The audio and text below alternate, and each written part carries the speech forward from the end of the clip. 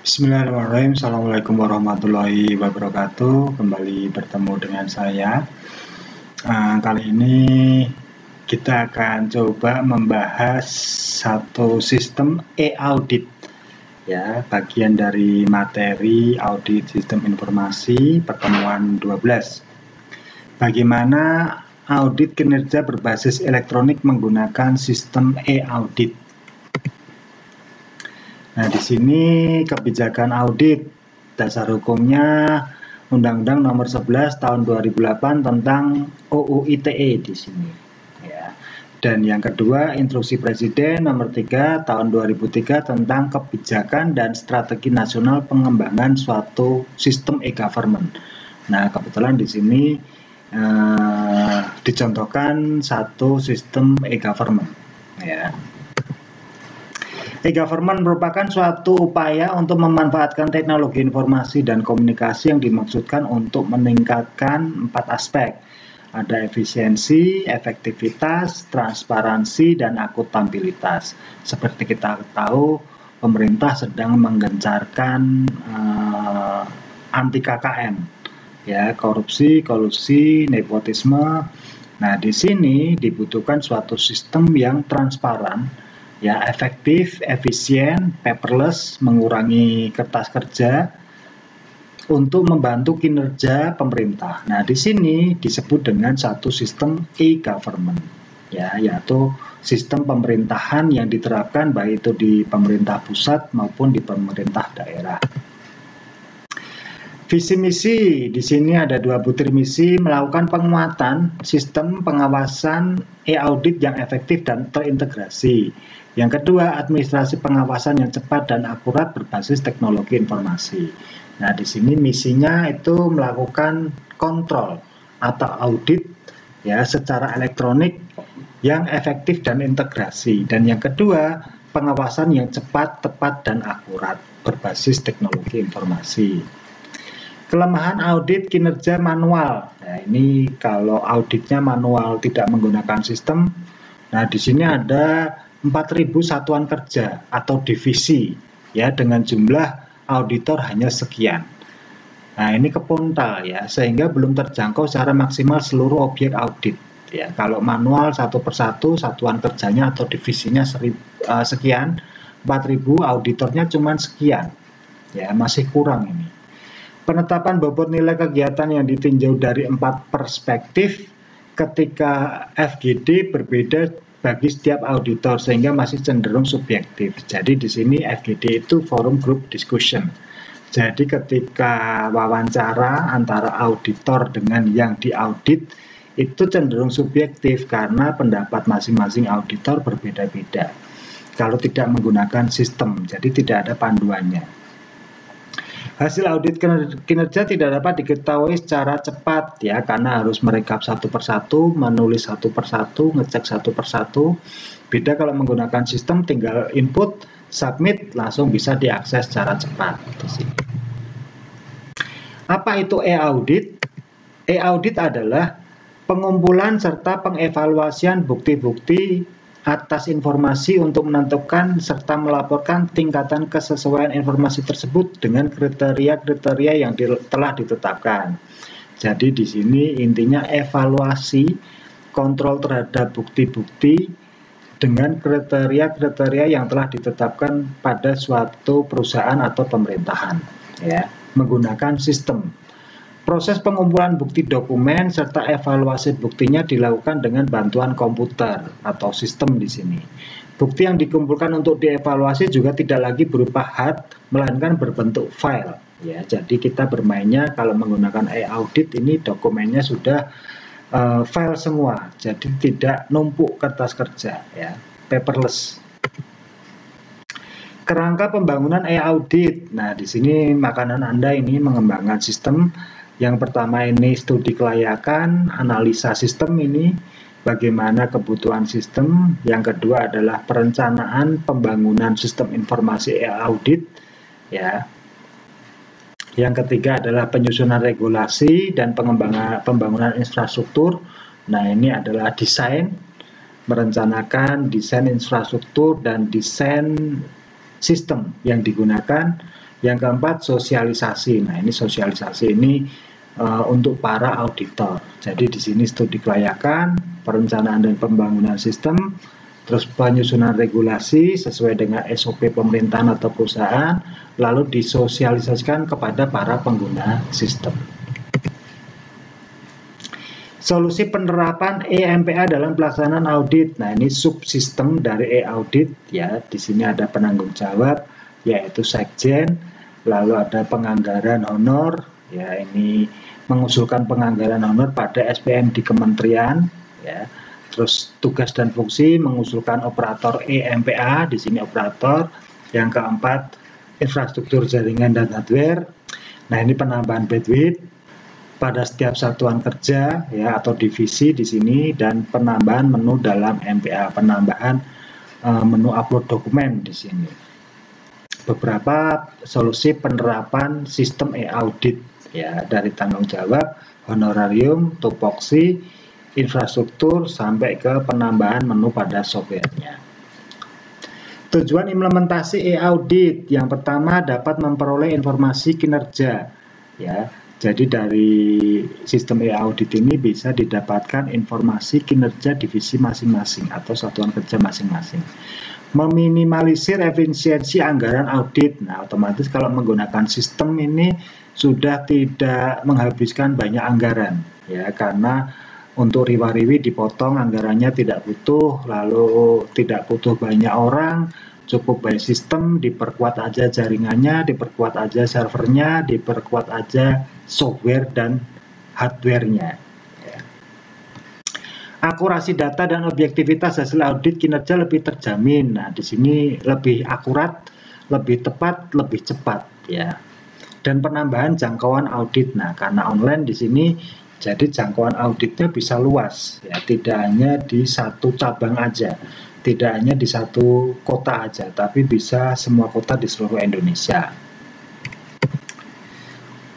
Stakeholder sebagai data warehouse. Nah, ini contoh di pemerintahan, ada Itjen, ada Setjen, ada Satker, ada BPK ya, sebagai stakeholder atau lingkungan dari suatu pemerintahan pengguna sistem. Di sini Itjen, otomasi prosedur audit, analisa dan elektronik terpadu menggunakan SIMWAS online, pemutahiran profil hasil pengawasan dan seterusnya. Terus ada Setjen, di sini ada sumber pengambilan kebijakan perencanaan dan seterusnya. Lalu di sini satuan kerja, penyampaian data digital secara online dan terjadwal dan seterusnya. Lalu BPK, nah ini yang kontrol bagian keuangan di pemerintahan ya, penyediaan data elektronik sebagai bahan awal audit.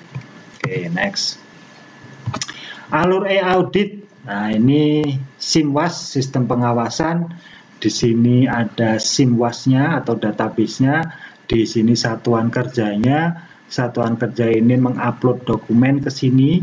Lalu para auditor ini mengunduh ya atau mengambil dokumennya. Di sini dilengkapi dengan teknologi data warehouse. Auditor lalu melakukan analisa menggunakan SIMWAS atau sistem pengawasan, lalu dari sini menghasilkan laporan. Dan laporan ini diupload ke web ya, web online. Sehingga satuan kerja bisa mengakses, oh hasil auditnya itu seperti ini. Nah, itu alurnya. Dari sini unggah, lalu di-download, dianalisa, disusun laporannya, lalu di-upload ke webnya SIMWAS atau sistem e-audit.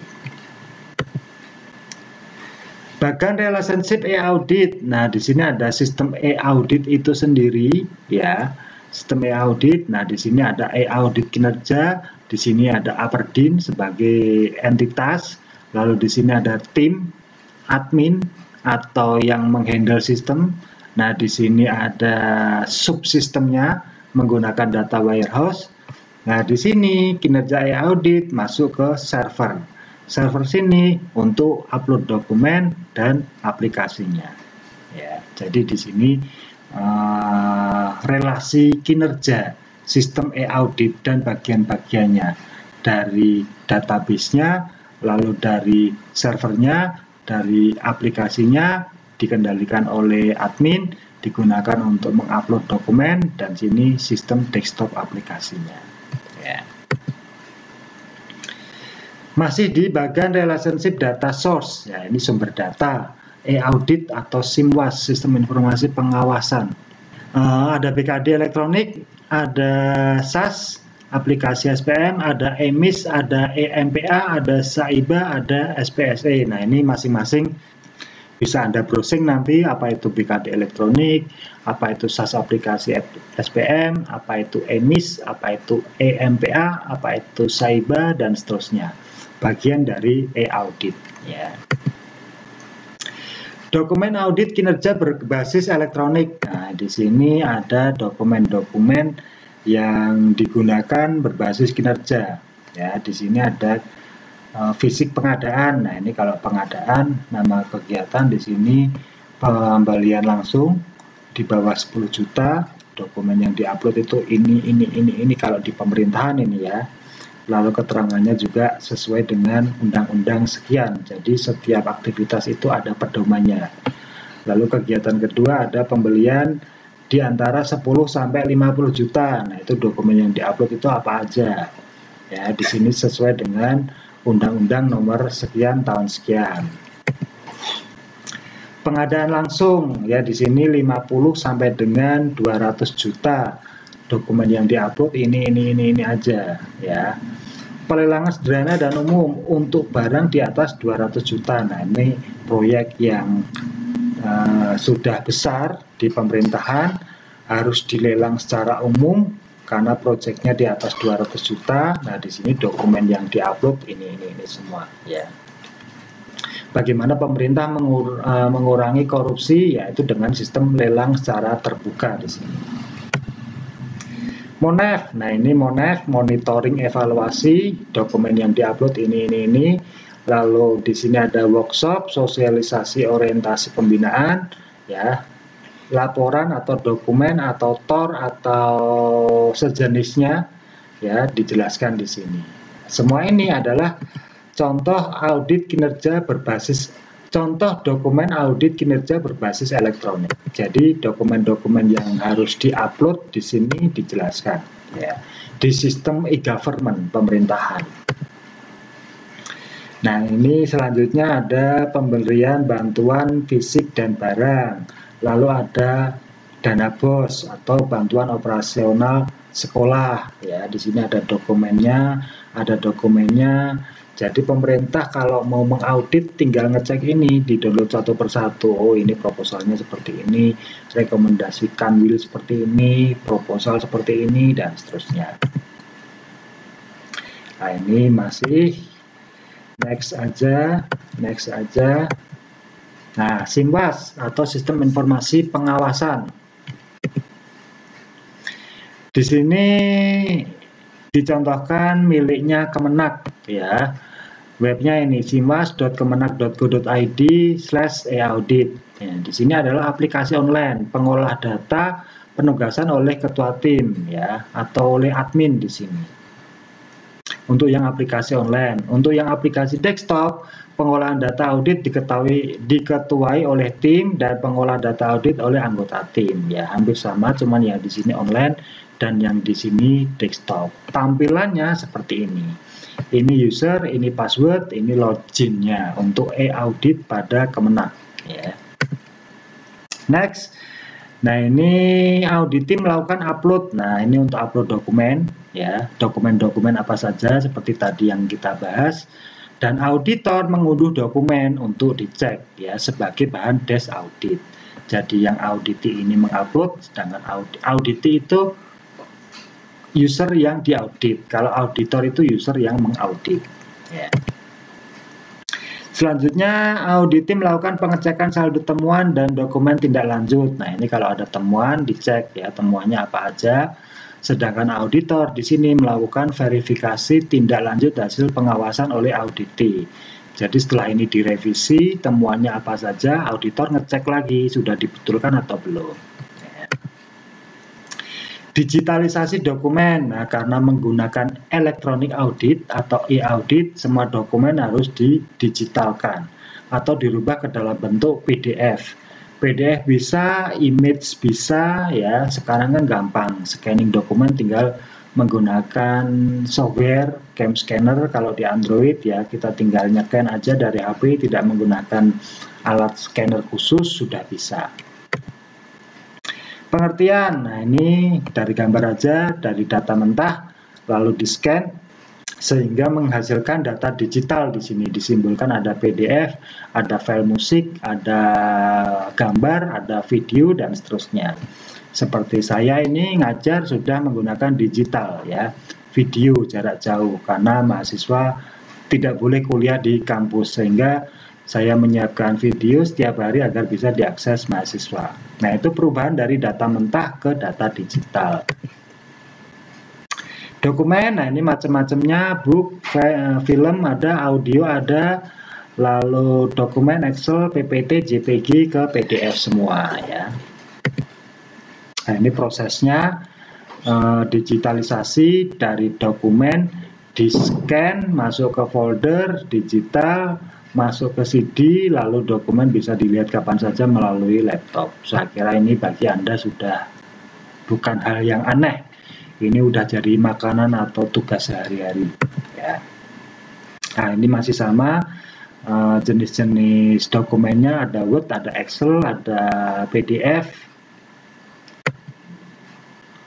Mengapa harus PDF? Karena di sini mempertahankan tampilan, karena PDF itu file yang sudah tidak bisa dirubah atau read only. Memiliki kemampuan temu kembali secara full text ya, media searchingnya bagus PDF. Memiliki fasilitas untuk security, nah ini PDF bisa di password filenya. Software untuk membaca banyak, ada Adobe Acrobat Reader dan lain-lain, bahkan dari browser pun kita bisa membuka PDF. Secara de facto orang-orang lebih common menggunakan file PDF. Terima kasih, kuliah kali ini selesai. Semoga bermanfaat, semoga Anda tidak bingung. Kalau ada pertanyaan silahkan diskusi, mari kita berdiskusi. Oke, kuliah sampai di sini dulu, sampai ketemu di next video, pertemuan selanjutnya. Kuliah saya tutup, billahi taufiq wal hidayah. Wassalamualaikum warahmatullahi wabarakatuh.